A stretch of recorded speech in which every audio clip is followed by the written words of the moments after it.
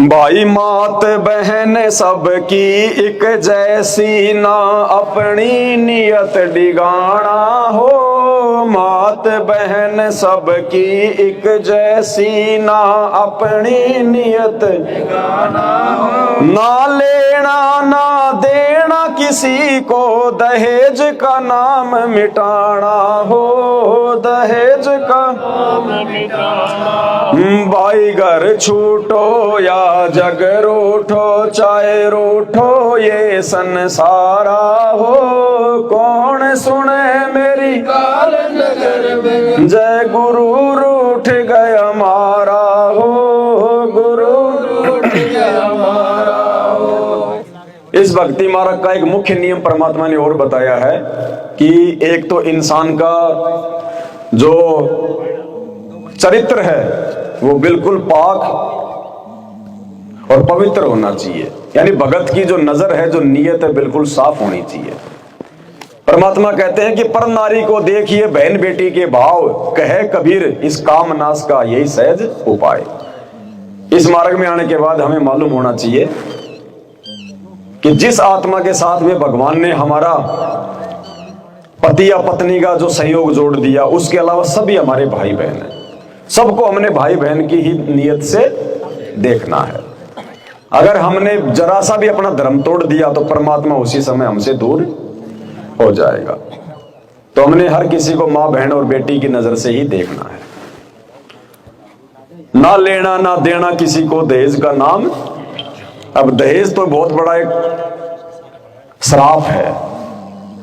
परमात्मा कहते हैं कि जिस व्यक्ति ने अपने कलेजे की कोर अपनी बेटी को दे दिया, जिसको 18-20 साल पाला पोसा, जिस व्यक्ति ने अपना कलेजा निकाल के दे दिया, फिर इससे ज्यादा और क्या देना बाकी रह गया।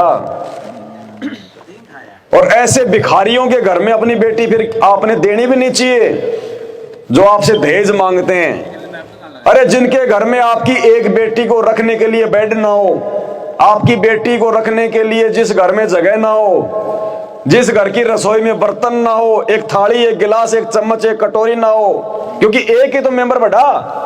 शादी करके कोई लड़की घर लाएगा तो एक ही तो आदमी बढ़ेगा, और वो सामान क्या लाएगा? बेड, कूलर, फ्रिज, टीवी, सिलाई मशीन, कपड़े धोने की मशीन। तो जिस घर में वो छोटा मोटा सामान पहले से ना हो, उस घर में अपनी बेटी दो ही मत। ऐसे भिखारियों को वो तो दिखावा कर रहे हैं, नालायक फालतू में आपको दुखी कर रहे हैं, परेशान कर रहे हैं। अरे अपने घर में कल को कोई दो आदमी रिश्तेदार आ गए, उनको सुलाने के लिए बेड खरीद के लाते हैं क्या? बने थाली कटोरा मतलब खरीद के लाएंगे क्या? अपने घर में होता वही दे देते ना उसी में। तो एक लड़की तो आ रही है उस घर में, फिर उसके बाप से बेड, फ्रिज, कूलर लेने की जरूरत क्या है? उस कमरे में दो आदमी हो सो तो भी एक ही कमरा, एक ही चाहिए पंखा, और एक सोएगा तो भी वो एक ही चाहिएगा। फालतू का क्यों जो अमल की जहर इकट्ठा कर रहे हैं वो। फिर परमात्मा कहते हैं अगले जन्म में फिर वो गधा कुत्ता बन के उसका चुकाएगा। फिर अब उस बाप ने किसी जन्म में दहेज ले रखा है, किसी को उसने लूट रखा है। अब इस जन्म में वो बाप वो चुका रहा है, अपनी बेटी दे रहा है, साथ में दहेज दे रहा है, सामान दे रहा है। पिछले जन्म का ठगा हुआ चुका रहा है अपनी बेटी देके,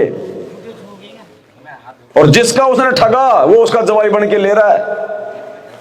और जो जवाई आज ले रहा है अगले जन्म में बैल बन के उसके खेत में काम करके वो उतारेगा। ये काल ऐसे फांसता रहता आगे से आगे, आगे से आगे। तो परमात्मा कहते हैं भक्ति मार्ग में आने के बाद ना हमने दहेज लेना ना हमने दहेज लेंगे, तो हम उसके दोषी बन जाएंगे, हमारे पर उसका भार चढ़ेगा, हमने उसका चुकाना पड़ेगा। अगले जन्म में वो कुम्हार बनेगा, तू बनेगा उसका गधा, और सारा जिंदगी काम करके चुकाएगा। तो हमने इस आपत्ति में नहीं पड़ना बिल्कुल भी, ना दहेज लेना ना देना। भगवान ने जहां बच्चों का संस्कार जोड़ रखा है, तुम ना चाहोगे तो भी समय आने पे ऑटोमेटिक। अरे कोई माँ बहन अगर ना चाहे अगर बच्चा पैदा करना तो है क्या संभव है? अगर किसी माँ बहन को अगर वो गर्व है और वो चाहे मैं बच्चा नहीं पैदा करूंगी, तो नहीं भाई तेरी नहीं चलेगी। 9 महीना होते बच्चा तो पेट से बाहर ऑटोमेटिक आएगा, चाहे वो चाहे ना चाहे। तो बच्चों का संस्कार अगर भगवान ने जोड़ दिया तो समय आने पर ऑटोमेटिक होगा, चाहे माँ बाप चाहे ना चाहे, रहे ना रहे, किसी के माध्यम से भी भगवान उनका जुगाड़ जोड़ देगा।